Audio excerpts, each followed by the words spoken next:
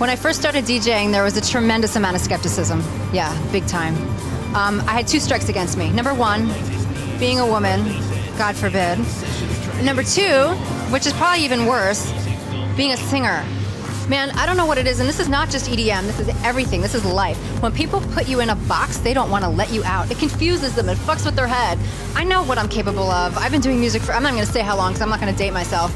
But I mean, we're talking the order of decades. It's been ever since I was like this high. So I knew I had it in me to at least DJ. I mean, let's be honest, it's not rocket science. The decision to produce came later, and that decision, that was a hard one, because while I said DJing is not rocket science, producing, I wouldn't say it's rocket science, but that is a deep well. I mean, I have intense respect for really good producers because it is so involved. I mean, and it's, I want to say it's difficult, but it's beyond difficult. It's just the matrix of decisions that you have to make as a producer, the numerous levels that you have to listen on. There's so many layers. I mean, and there's a certain ear. I mean, I have a really good ear as a musician because I started playing piano at 5 years old. So I'm great with chords and melodies and all that stuff.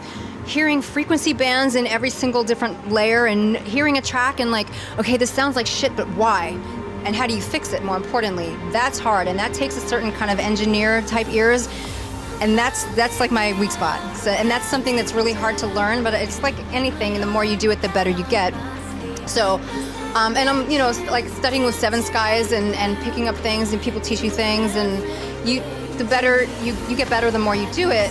But I made that decision partly because I felt the skepticism, and I felt like I know I have it in me to do this, and I felt like I kind of had to start doing it in order to get around that skepticism. And the other reason, it felt like the next level for me as an artist. Best way I can describe it, as a singer, I felt like a head with a torso and an arm.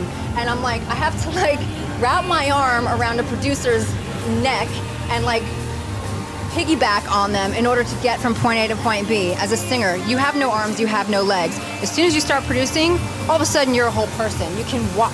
It's like, I don't need fucking anybody. And I feel like I can just express myself from top to bottom, and it's an amazing feeling. When I finally just decided to start producing, I decided to start with chill out mixes because it seemed like something I could grasp, because my background, my major was film scoring and electronic music production. So I have experience doing these kind of ambient electroacoustic productions, and it seemed like something that, it wasn't as scary. Dance music has its own rules. If you want to make it sound good and punchy and jump out of the speakers, it has rules, and I had no idea what those are. And I've been studying with Seven Skies for the last month and learning a lot of tricks. So I feel like I have a pretty good grasp, enough to start, and I have started actually doing dance tracks. But in the meantime, before that happened, I started with chill out stuff. So I did the Reason to Believe mix, and I did one other one that's going to come out in a little while. But now that I have a solid grasp of the tricks of producing dance tunes, and I have some of the tools, some of the plugins, some of the synths, samples, all that kind of stuff to start. I know how to make kick drums, and I know how to make bass patches and sounds that are really nasty and dirty and fat. Yeah, so that's underway, and it's probably going to be a while before I do anything that I feel like confident enough about to release. I'm thinking probably mid next year. But once I turn that corner, no, I'm not going to do anything else, because that's, I mean, as a DJ, that's the secret. That's what you need, is you need to release your own tracks. And quite frankly, I am actually planning to start with instrumentals, just to throw people for a loop and to kind of remove the confusion, I guess, about like who's producing what. You know what I mean? Because if my name's on it and I'm singing, the question's going to be, nice song, who produced it? You know what I mean? It's kind of funny because Tony, I had a meeting with him in 2008, and he suggested to me, you should do an Aruna acoustic show. And I was like, you're crazy. And then he ends up doing one, which I find hilarious. No, I would love to do one, actually. But having said that, I don't think I would, if knowing me, I wouldn't just do a straight acoustic. I wouldn't just sit there and play piano song after song after song. I would want to mix it up.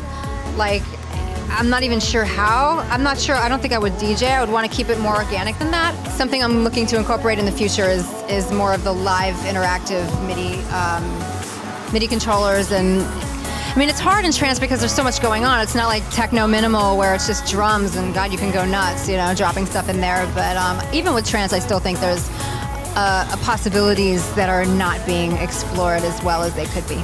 Sometimes what I do is I cut like just a snip. I didn't do it tonight at all, but I'll cut like a snippet or just, I want to sing to you tonight, and I'll just drop that in over some random song in the same key. They've gotten very busy doing Mai and Shane. I've gotten very busy doing Aruna. At the end of the day, this is the byproduct of the whole downloading conundrum, illegal downloading, I should say, is that you can't survive off royalties anymore. I can't. Maybe some people can, but I can't. So it's all about the live. It's all about the touring. So whatever is going to support your touring, that's what you do. And we have not to date done a show as Velveteen yet. We haven't got...